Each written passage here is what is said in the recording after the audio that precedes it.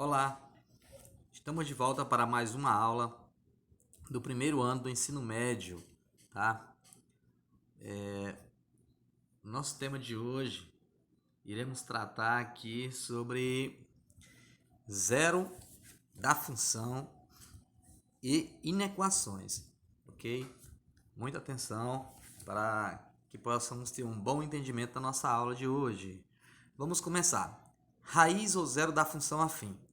Para compreender o zero da função afim ou função do primeiro grau, é necessário relembrar dois conceitos importantes: função do primeiro grau e equação do primeiro grau.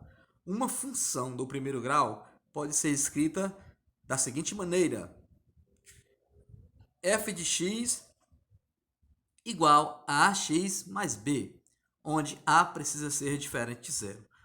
Portanto, o zero da função do primeiro grau é dado pela expressão zero da função é igual a f de x igual a zero.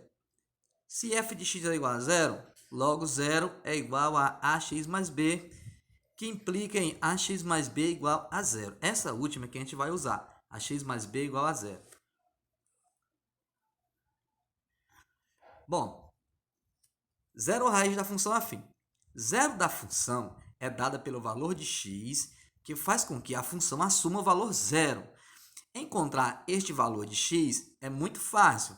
Basta resolver a equação do primeiro grau, ax mais b igual a zero.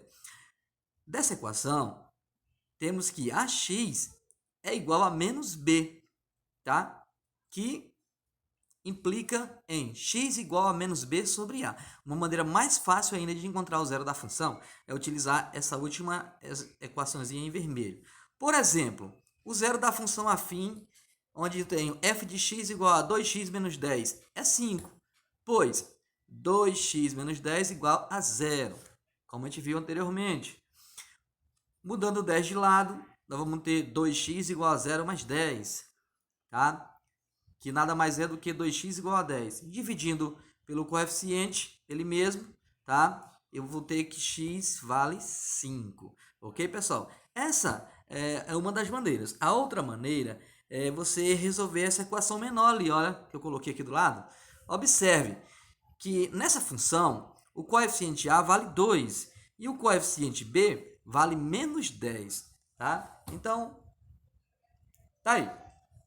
Se x é igual a menos b sobre a, eu digo que x é igual... Aí eu deixei aí os parênteses para preenchimento, não é isso?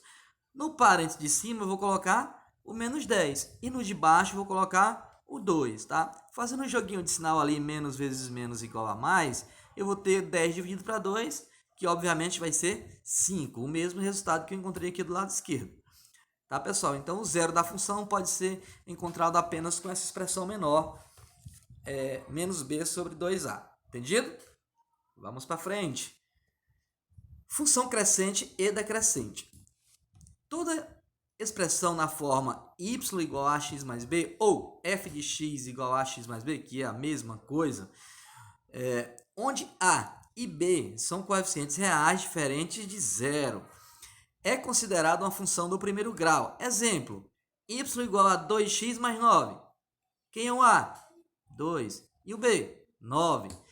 Y igual a menos x menos 1. Nesse caso, o a vale menos 1. Apesar de não aparecer ali na fórmula o 1, tá? Mas ele existe. E o b, menos 1. Nessa última, o a vale 9 e o b, menos 5. Uma função do primeiro grau possui representação no plano cartesiano através de uma reta, podendo a função ser crescente ou decrescente, o que denomina a posição dessa reta, tá? Ela vai ser inclinada do primeiro para o terceiro quadrante ou ela vai ser inclinada do segundo para o quarto quadrante. Vamos ver em que condições isso acontece. Muito bem, olha só. A função, nesse gráfico, ela é crescente. Ela vai do primeiro para o terceiro quadrante. Isso quer dizer que o coeficiente a é maior do que zero. A representação gráfica de uma função decrescente, ela é do segundo para o quarto quadrante. Isso quer dizer que o a é menor do que zero, tá? E ainda temos a função constante, que a gente não falou aqui, mas era muito simples. Quando o coeficiente A ele é igual a zero, tá? Certo? Ela é uma função constante. Ela não vai tocar o eixo x, só toca o eixo y no valor que aparecer na função. Ok? Bom, regra geral. A função do primeiro grau f de x igual a x mais b é crescente quando o coeficiente de x é positivo. A função do primeiro grau f de x igual a x mais b é decrescente quando o coeficiente de x é negativo, ou seja, a menor que zero, tá? Então, nós temos aí a regra geral e também temos a inclinação dessa reta, tá, pessoal? Qualquer dúvida, você dá uma pausa, dá uma olhada novamente, que vai ficar muito mais fácil vocês entenderem e resolver os exercícios. Bom, essa inclinação da reta permite eu estudar o sinal dessa função, tá? Vamos ver como isso acontece.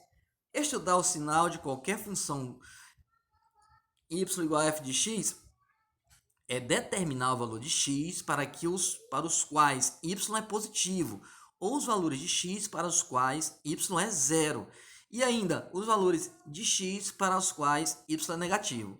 Quando y for zero, obviamente a gente viu que sobre o eixo x é o zero da função. Considerando a função afim y igual a x mais b, vamos estudar seu sinal. Já vimos que essa função se anula na raiz, acabei de falar. Há dois casos possíveis. Vejamos aí, tá?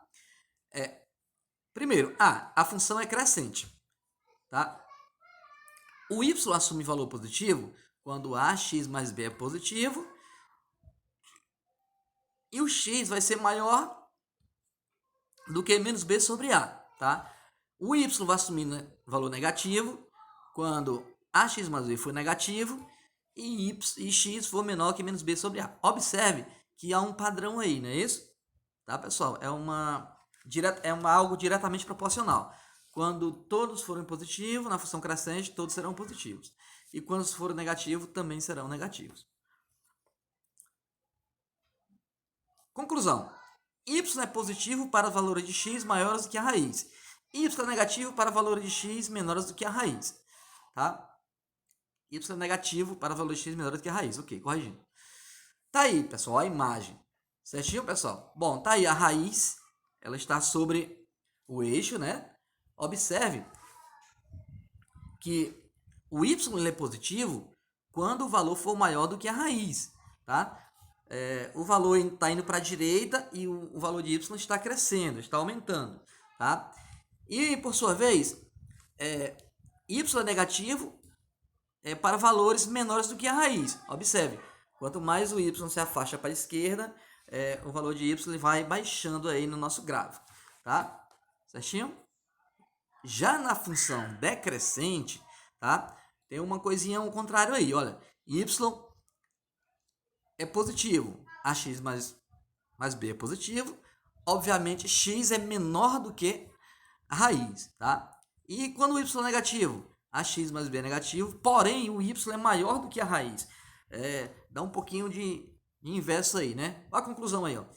Y é positivo para os valores de x menores do que a raiz.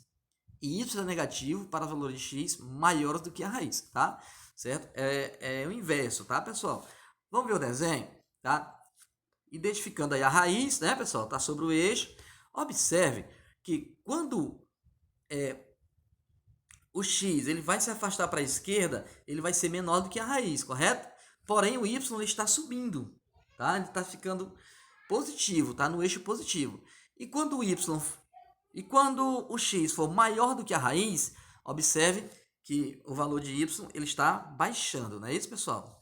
Ok, pessoal? Muito bem. Legal, né? Essas imagens. Bom, e a função constante que a gente viu agora há pouco, eu vou dar um exemplo com ela aqui, tá? Alguns trens costumam viajar com a velocidade praticamente constante. Se um trem viaja a uma velocidade de 50 km por hora, o valor da velocidade v será o mesmo para qualquer instante de tempo da viagem. Assim, podemos escrever v igual a 50. Qualquer valor de t, para qualquer valor de t. Esse tipo de função é chamado de função constante. E o seu gráfico é uma reta paralela ao eixo x, tá? Bem lá no 50, ó, turma. Certo? Vamos ver se a gente dá de olhar aqui, ó. Tá? 40, 50. Ok? Bom, agora vamos ver um pouco sobre a inequação no primeiro grau, tá? O que é uma inequação? Denominamos inequação toda sentença matemática aberta por uma desigualdade, maior que, menor que, tá? Que a gente já vê desde as séries iniciais. A inequação no primeiro grau com uma variável podem ser escritas das seguintes formas, tá? Tá aí, ó. Ax mais b maior que zero, ax mais b menor que zero, ax mais b maior ou igual a zero, ax menos b, aumentar um pouquinho aqui, menor ou igual a zero, tá? Com as letras A e B, tá? São reais, e nesse caso o A tem que ser diferente de zero. Ok, turma? Então é muito fácil, né? Vamos ver uns exemplos aqui? Olha só, 2x menos 7, maior ou igual a zero. 3x sobre 5 mais 7 sobre 2, menor do que zero. 2x menos meio, menor que zero. Esses três são exemplos de inequações do primeiro grau. Ok? Bom, vamos ver como é que resolve então? Vamos resolver a seguinte inequação. Tá aí. 2x mais 1 menor ou igual a x mais 6. Eu coloquei esses símbolos aí para vocês observarem que a gente vai ter que fazer a transição, né? Separar letras de números que não têm letras. Então, o x vem para a direita e o valor mais 1 vai para a esquerda. Quem trocar de lado vai mudar de sinal. Olha só, legal, né? Então, eu fiquei com 2x menos x igual a 6, igual não, perdão, gente. Menor ou igual a 6 menos 1. Isso quer dizer, então, que x tem que ser menor ou igual a 5, tá? Para que essa inequação seja verdadeira, o x assume esse valor, tá? Vamos ver uma outra aqui agora, desse outro lado. 2x menos... Perdão. 2 menos 3x maior ou igual a x mais 14. Tá aí, mais uma vez, vou separar, né? Certinho. Joguei para cá, então fiquei com menos 3, menos x, maior ou igual a 14 menos 2. E o que eu vou ter? Menos 4x, maior ou igual a 12. Então, eu vou dividir por ele mesmo, não é isso, pessoal? Por menos 4. Vamos fazer a divisãozinha aqui, beleza. E agora? X menor ou igual a menos 3. Opa, pera aí. Aparentemente, isso aí mudou de lugar, né, pessoal? É isso mesmo, tá? Toda vez que a gente for dividir por um número negativo, o meu símbolo ele vai inverter, tá? Se ele é maior que, vira menor que. Se ele era maior ou igual, ele virou menor ou igual. Isso só acontece na divisão por um número negativo, que fique bem claro, viu, turma? Ok? Então é isso, tá? Por hoje é só. Vamos correndo fazer nossa atividade. Até uma próxima. Tchau, espero que tenham entendido.